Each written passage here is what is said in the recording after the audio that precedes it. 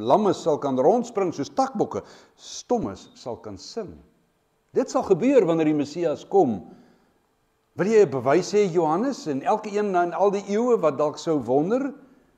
Vergelyk 'n bietjie wat Jesus gedoen het met dit wat voorspel is, dit wat God gesê het, die profeseë van wat die Messias sou doen.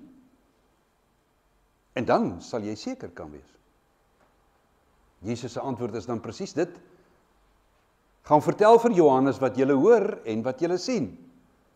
Blindes sien, lammes loop, malaatses word gereinig, dowes hoor, dooies word opgewek en aan armes word die evangelie verkondig.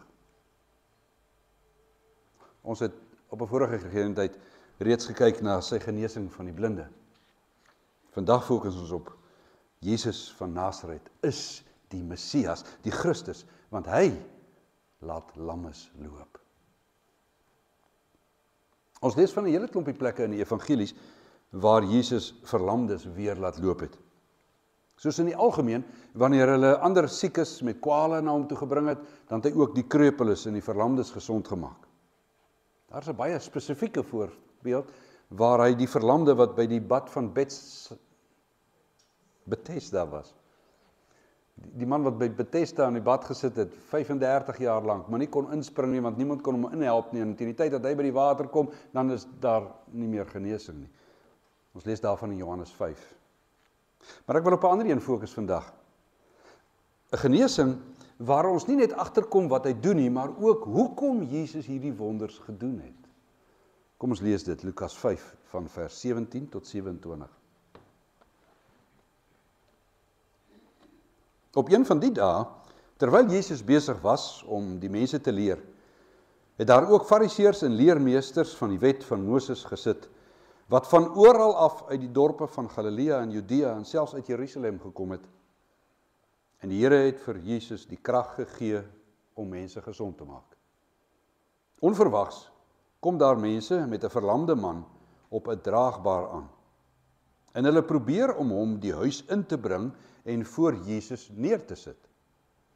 Toe hulle vanweë die drang nie kans sien om hom in te bring nie, klim hulle op die dak en laat hom met draagbaar en al deur 'n opening tussen die dakteels afsak, tussen die mense in en vlak voor Jesus. Toe hy hulle geloof sien, sê hy, mens, jou sondes is jou vergewe. Die skrifgeleerdes en die fariseërs het hulle begin afvra, wie is hy dat hy so godslasterlik praat? Wie anders kan sondes vergewe as net God alleen? Maar Jesus het hulle redenering gemerk en vir hulle gesê, waarom redeneer julle by julleself? Wat is makliker? Om te sê, jou sondes is jou vergewe, of om te sê, staan op en loop? Maar ek gaan nou vir julle die bewys lewer, dat die Seun van die mens volmag het om op aarde sondes te vergewe. Toe sê hy vir die verlamde man, ek sê vir jou, staan op, vat jou draagbaar en gaan huis toe. Onmiddellik het hy voor hulle oë opgestaan, die draagbaar waarop hy gelê het gevat, en terwyl hy God prys, huis toe gegaan. Almal het verbaas gestaan en God geprys, in vol eerbiedige vrees gesê, vandag het ons ongelooflike dinge gesien. Dis die woord van die Here.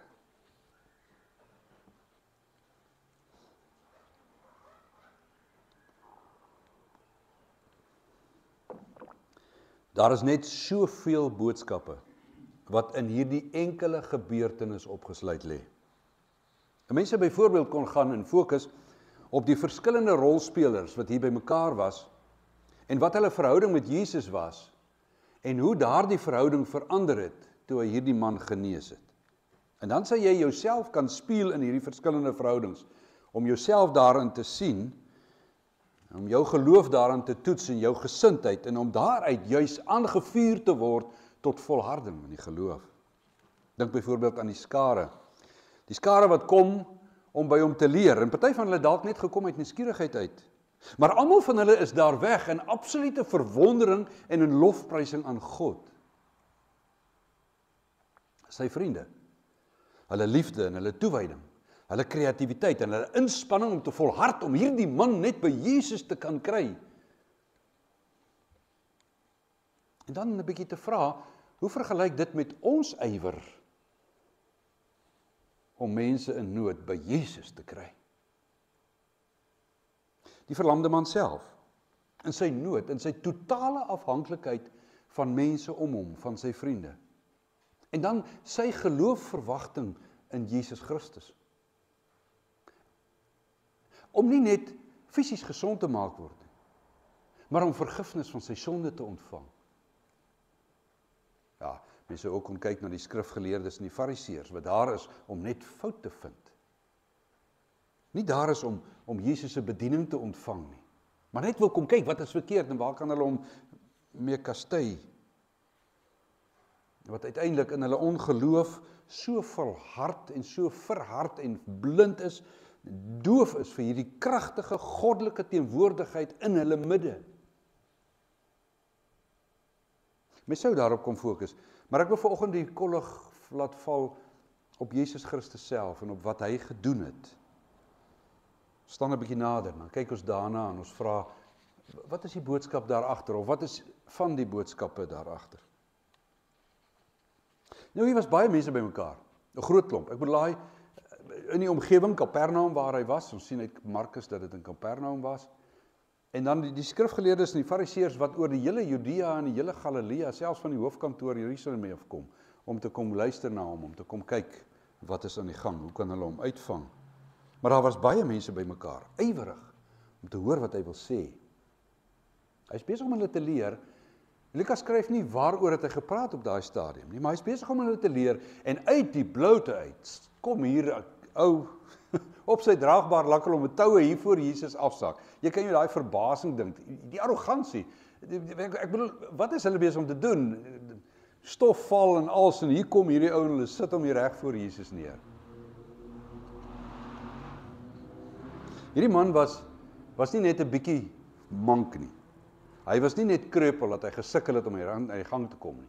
Hy was verlam. Vandag se kinders sou sê, verlam soos in heeltemal. Hy kon niks vir homself doen nie. Hy is totaal afhanklik.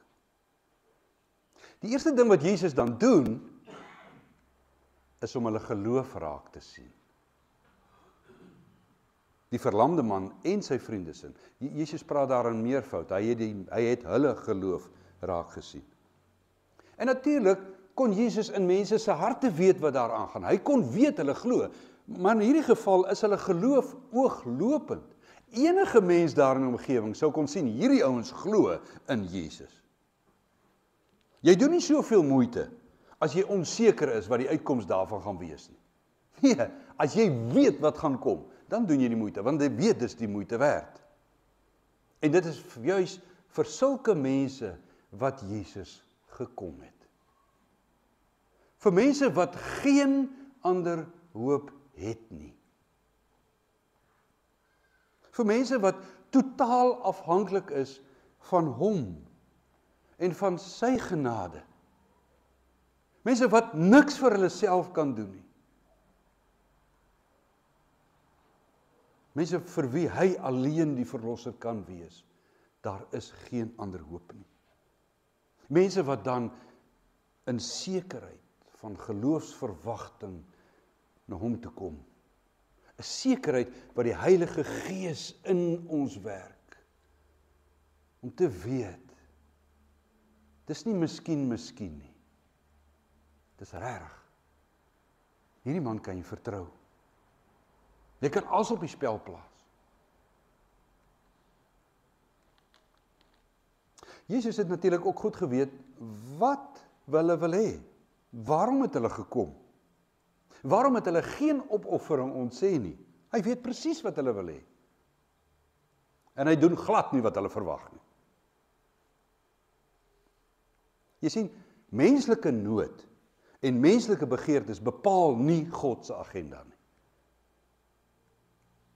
Hy is besig met iets anders. Hy maak nie die man gesond nie. Hy sê vir hom, jou sondes is vergewe. Dis wat Jesus doen. hy vergewe sy sonde. Nou moet ons nie hierdie fout maak nie, en baie mense maak hierdie fout. Baie mense, soos die Jode destyds, het gedink dat enige siekte of enige kwaal of enige teenspoed in jou lewe is altyd 'n direkte gevolg van een of ander sonde of 'n ongeloof of 'n swak geloof of een of ander onreg wat jy aangevang het, 'n wankelende geloof, asof jy nie heeltemal toegewyd genoeg was nie, en dis die oorsaak vir al die moeilikheid in jou lewe. Jy het seker al met sulke mense en met sulke kerke te doen gehad. Hulle leer presies dit. Hulle wil vir jou wys maak dat as met jou nie goed gaan nie of as jy siek is, dan moet jy net gaan uitvind, wat is dit wat jy aangevang het? Wat is daai sonde wat jy gedoen het? Waar is daai stukkie ongeloof in jou lewe? Sorg dit uit en daarna sal jy gesond word. Jy sal nie net gesond word nie. Mens, dit sal met jou oormatig voorspoedig gaan. Dis nie wat die Bybel leer nie. Siekte kan inderdaad die gevolg wees van 'n spesifieke ding wat jy gedoen het. Dit kan so wees, en jy sal maklike voorbeelde daarvan kan maak. Daar is ook 'n algemene oorsaak en gevolg verhouding tussen die mens se sondeval en al die moeilikheid en beproewinge wat daarna kom, selfs die vervloeking van die skepping. Maar die Bybel leer nie dat daar 'n direkte verhouding is in die siekte en die swaar in jou lewe aan iets wat jy gedoen of aangevang het nie. Kyk, as dit so was, dan sou hierdie man moes kon loop nadat Jesus vir hom gesê het, jou sonde is vergewe. Want dan is die sonde se probleem ons nou weg. Maar hy loop nie. Sy sonde is vergewe, maar hy is nog steeds verlam. Dink maar aan Jesus se disippels se vraag in Johannes 9, ons het 'n vorige keer daarby stilgestaan, waar hulle vir hom gevra het, of die blinde man dan nou so gebore is as gevolg van sy eie sonde, of van die sonde van sy ouers. En dan Jesus se antwoord wat sê, maar sonde het niks daarmee te doen nie. God het sy blindheid beskik, sodat God se heerlikheid daaruit sigbaar sal word. Nee. Jesus kyk na hierdie man, en hy vra nie eens vir hom, of hy sonde het om te vergewe nie. Want hy weet hy het. Hy weet dit van daardie man, en hy weet dit van my, en hy weet dit van jou, hy weet dit van elke mens. Daar is nie een van ons,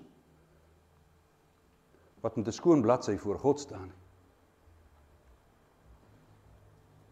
Om verlam te wees, was nie hierdie man se grootste probleem nie. Hy het so gedink, dalk. Die mense om hom het definitief so gedink. Maar verlamming was nie sy grootste probleem nie. Sy grootste nood was nie dat hy nie kon loop nie. En dit is so met elke moeilikheid in my en in jou lewe ook. Die moeilikheid in hierdie lewe is nie ons grootste probleem nie. Verlamming en lyding hou op die dag wanneer jou lyf sterf. Maar sonde bring 'n ewige verwydering tussen ons en God. En om van God weg te wees, is 'n helse dood. En dit sal nooit ophou nie.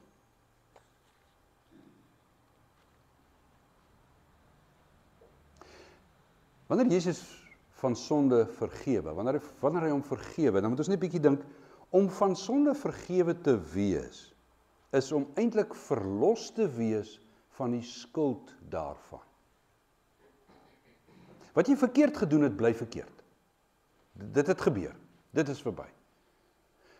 Maar die skuld, dat jy skuldig is daaraan, om te vergewe is om onskuldig verklaar te word.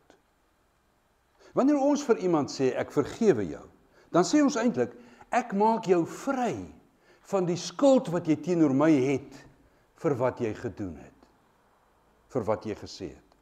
En dan, as ek hom vergewe het, dan tree ek op teenoor hom. Ek dink selfs aan hom as iemand wat onskuldig is. Want vergifnis is om te sê, ek vat die skuld weg. Ek verklaar jou onskuldig.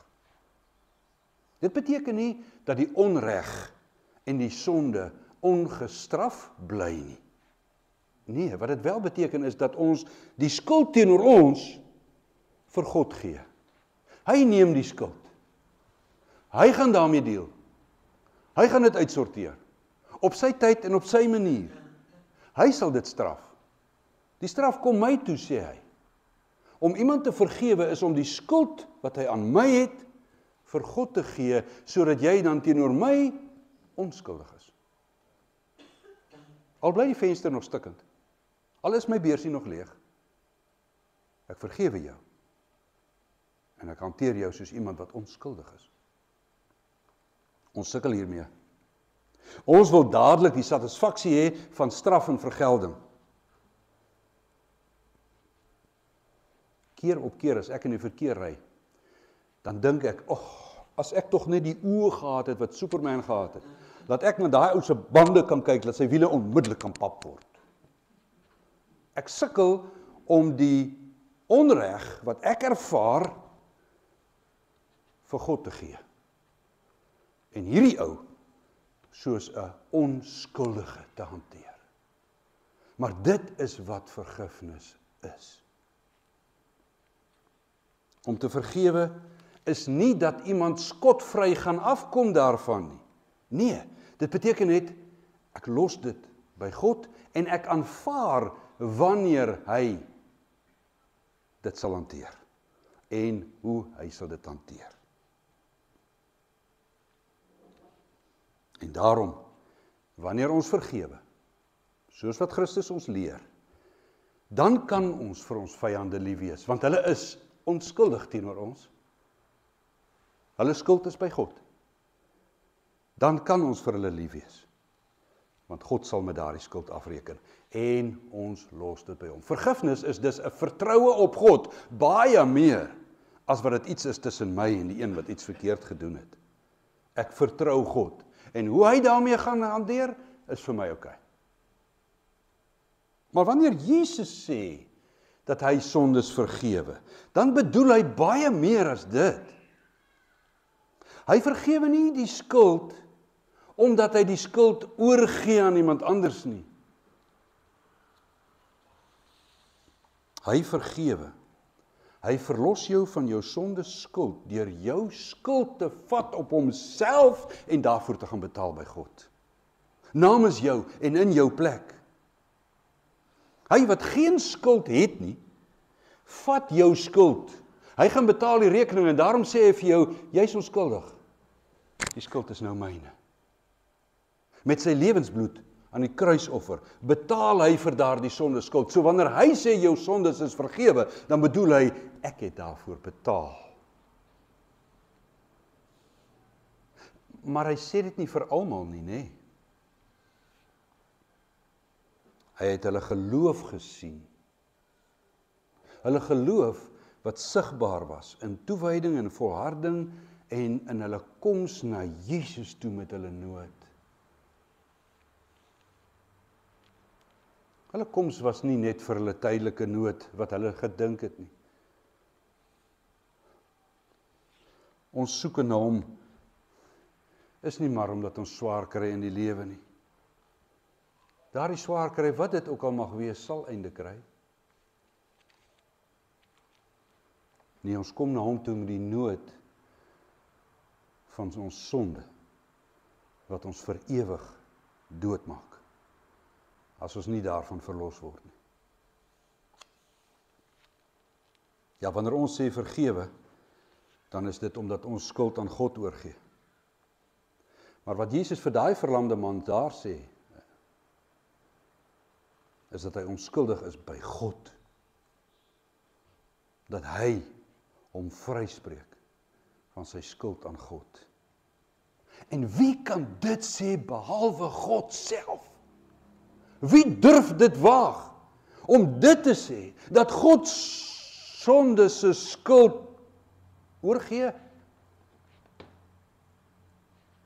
Die skrifgeleerdes en die fariseërs is daarom met reg ontsteld. Hoe durf 'n mens dit sê? Hoe durf 'n mens iets sê wat net God kan doen? Ag tog, as hulle tog maar net opgelet het wat toe verder gebeur het. Sonder dat hulle dit hardop hoef te gesê het, het Jesus geweet hulle is ontsteld. Hy het geweet. Hy ken hulle harte, soos wat hy myne ken en soos wat hy joune ken. Hy weet alles. Wat hy dan verder doen hier, help ons om te verstaan hoekom hy soveel wonderwerke gedoen het. Al die wonderwerke, waarom het hy dit gedoen? Mens sou selfs kon vra, wonderwerke in die apostelse tyd, in Handelinge, ons lees van soveel daar. Selfs wanneer die skaduwee van Petrus oor iemand gekom het, het hy gesond geword. Waarom het God dit gedoen? Waarom het hy hierdie man gesond gemaak? Dit kan ons sien uit dit wat Jesus daar onmiddellik daar doen. Natuurlik het hy dit gedoen uit barmhartigheid. Genade en verlossing van lyding van die siekte en die blindheid en die verlamming. Dit was natuurlik deel daarvan. Maar daar was 'n baie belangrike rede as dit. Hy sê dit self in vers 24. Nou gaan ek vir julle bewys dat die Seun van God volmag het. Dis hoekom hy dit doen. Dat daar geen twyfel kan wees oor wie hy is en wat hy kan doen en wie hy regtig in die lewe is. Net so vir enige ander wonder wat daar later in die Bybel vir ons gegee word. Elke keer was dit om te bewys dat dit wat die apostel sê is die waarheid. Ons het vandag die hele Bybel as bewys. Ons het nie verder goed nodig nie. Ek gaan vir julle bewys dat die Seun van die mens volmag het. Kom ek sê net eers, ons moet, wanneer hy sê hy is die Seun van die mens, dan kan mens dit maklik verkeerd verstaan. Hy bedoel nie daarmee dat hy na sy mensheid verwys, as byvoorbeeld dat hy die mense seun van Maria is nie. Net mooi die teendeel. Hy verwys na 'n gesig wat Daniël gesien het. Ons lees daarvan in Daniël 7. Daniël het 'n visioen gesien van iemand, van een, en hy noem dit een soos die seun van die mens. En daardie een het dan gekom, en hy het van God ontvang, die gryse van ou dae. Hy het van God af ontvang die volkome heerskappy oor alle volke en nasies en tale wat hom vir ewig vereer. En Jesus sê hier, as hy nou vir homself verwys as die Seun van die mens, dan eien hy daai titel vir hom toe. Dis vir wie Daniël gesien het, ek, die Seun van die mens, wat die ewige heerskappy sal hê, die koning van al die tye, van al die plekke en nasies, van die hemelse koninkryk. Maar hy verwag nie dat mense nou net skielik moet sy woord neem nie. Nee, dit was genoeg, maar hy wys vir hulle verder. Wat is makliker vir hy? Om vir iemand te sê, jou sondes is vergewe. Of om vir iemand wat totaal verlam is, te sê, staan op en stap huis toe. Die antwoord is nogal voor die hand liggend, menslik gesproke. Kyk, woorde is mos geduldig. Enige iemand kan 'n klomp twak kwytraak. Maar wie kan 'n man wat totaal verlam was, weer laat loop? En Jesus staan nie eens op nie. Hy vat nie eens aan die man nie. Hy praat net met hom. En hy sê vir hom, ek sê vir jou, ek, Seun van die mens, ek sê vir jou, staan op, vat jou draagbaar, en gaan huis toe. En dis nie asof daartoe 'n roering in die man se toon gekom het, waaroor almal opgewonde was, en dat hy selfs jare se behandeling en terapie ontvang het, en sterker geword het, en al wankelend begin het, en al sterker en sterker geword het, en uiteindelik kon loop nie. Nee, onmiddellik, eensklaps. Toe staan daai man op, en hy stap huis toe, en hy prys die Here terwyl hy sy draagbaar op sy arm dra. Besef ons wat so wonder is dit. Dink 'n bietjie daaraan. Dink 'n bietjie aan hoe lyk iemand wat sy lewe lank al verlam is en bedlêend is. Die bene is net been, vel en been, daar's nie spiere aan nie. Daai spiere het nog nooit gewerk nie.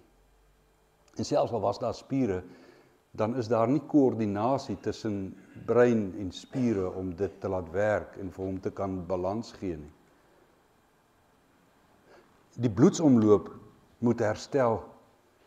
Hierdie weggekwynde spiere moet herstel en sterk word. Die beenstruktuur, die beendigtheid wat so agteruit gaan as daar nie krag opgesit word nie. Selfs die gewrigte en die kraakbeen, die ligamente, dit moes ontwikkel en ligamente vat soveel langer om te ontwikkel as spiere, want die bloedsomloop is soveel minder.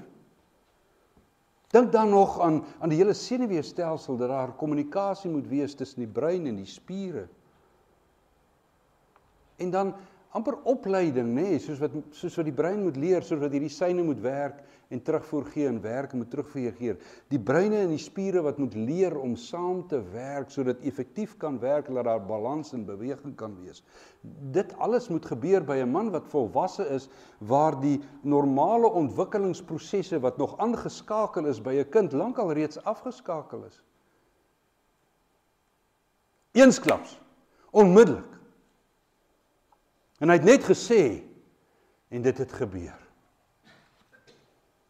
Wie anders as God self kan dit in 'n oogwink beveel en dit gebeur? En dit is waarom Jesus hierdie wonders doen. Hierdie verstommende wonderwerk demonstreer dat hy goddelike gesag en majesteit het. Hy doen hierdie wonderwerke nie net omdat hy mense jammer het nie, hy het hulle jammer. Maar hy doen dit om te wys wie hy is.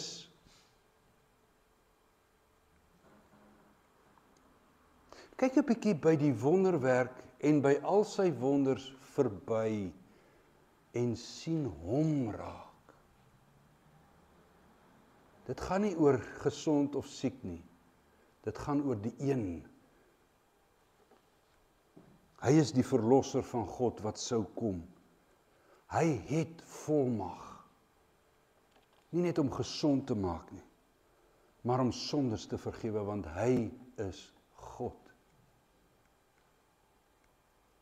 Hy is die enige gebore seun van God, wat in nederige selfverloning die menslike natuur aangeneem het, en hier in die stof en in die reën kom loop het. Hy is die een wat die slang se kop sou vermorsel. Hy is die een uit Abraham se nageslag in wie al die nasies van die aarde geseën sal word. Hy is die seun van Dawid wat vir ewig sal regeer. Hy is die seun van die mens wat totale en volkome en ewigdurende heerskappy ontvang. Die leeu van Juda, dit is hy. Johannes was reg toe hy hom destyds aan die skare uitgewys het, daar langs die Jordaan, het hy gesê, daar is die lam van God.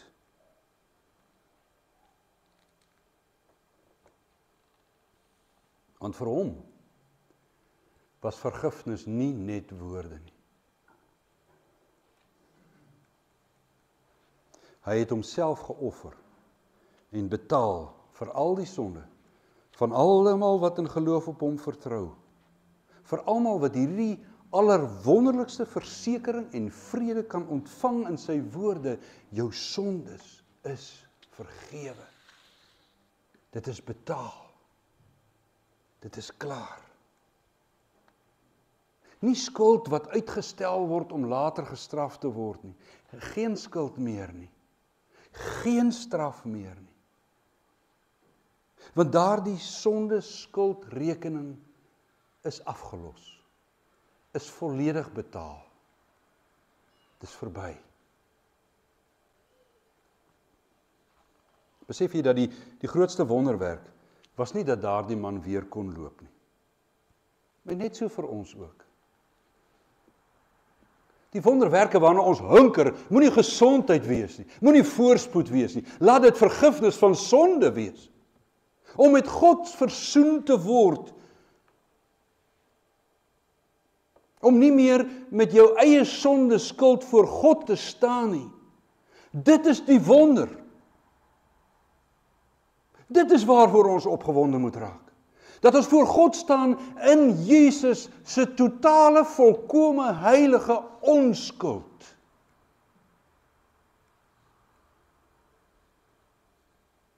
Dan sal ons ook soos hierdie skare huis toe gaan in absolute lof en prys.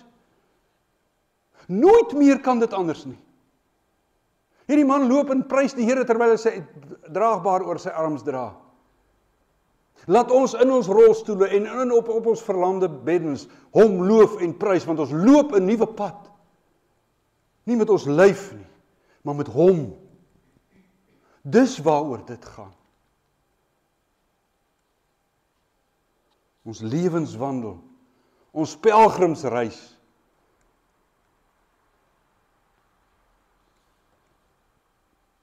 Al hierdie nood wat ons het, noem dit maar op, siekte en armoede en gevaar en eensaamheid. Ons moet besef dat daar 'n baie groter nood is as dit. Of ons lywe siek is of gesond is, en ons of versorging oorvloedig is of gebrekkig is, en of ons bedlend is of op die been is en lekker rondhardloop, dis nie die belangrikste nie. Hy kan genees. Dis goed om hom daarvoor te vra. Maar hy sal dit doen wanneer dit hom behaag. Wanneer dit hom verheerlik. Nie omdat ons daarna vra nie. Hy gee altyd, gee hy krag, om in die omstandighede waar ons is, 'n lewe van jubeling, huppelend, rondspringend te kan hê. Net vir nog een dag. En môre weer, en die dag daarna weer, totdat hy sy uiteindelike totale uitkoms gee. Maar vir nou, is ons blydskap nie daarin geleë nie. Nee, niks kan die blydskap steel van versoening met God nie. Soek Jesus, soek Christus, soek hom aanhoudend, soek hom met volgehoue ywer en met opoffering, maar soek hom vir die verlossing van jou sondeskuld, soek hom vir versoening met God, deur die vergifnis wat hy bewerk het met sy offerdood, met sy opstandingsoorwinning, en alles is joune, net maar omdat jy glo, omdat jy aan hom vasgryp. Jy kan niks daartoe bydra nie. Hy gee dit totaal en volkome, soos wat hy daardie man, wat totaal afhanklik was, laat opstaan en loop het. Dit is toe baie makliker om 'n verlamde man groot te laat loop, as wat dit is om sondes te vergewe, want sondes vergewe het die dood gevat van Jesus Christus. Nie maar sy woorde nie, sy bloed, sy lewe. En daarom hoef daar by ons geen onsekerheid te wees nie. Daardie Joodse man destyds is waarlik die Messias. Die Christus, wat sy volk, elke een wat om hom glo, van ons sondes verlos.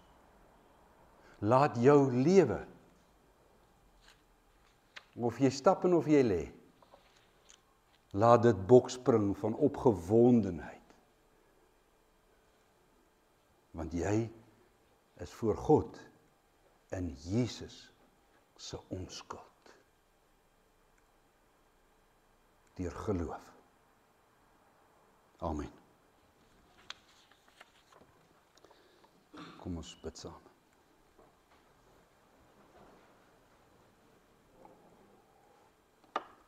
Onse Vader, ons staan in totale verwondering.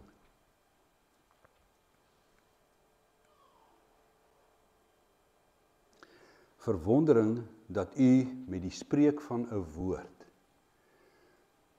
so 'n totale nuwe herskepping kan bring in ou, verlamde, bykans dooie bene.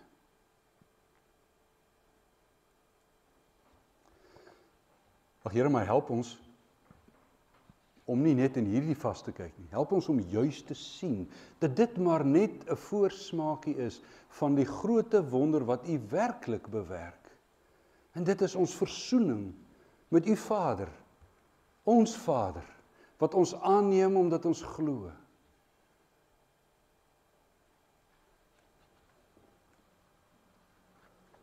Help ons om hierdie wonder te soek en help ons, Here, om soos daardie vriende werklik op te offer en met oorgawe, met ywer ander mense te bring, sodat hulle met hulle nood by U kan kom. Nie die nood om te kan loop nie, maar die nood om vir ewig te kan lewe.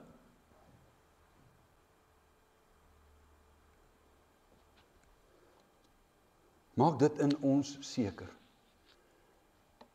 Maak ons gewetes skoon.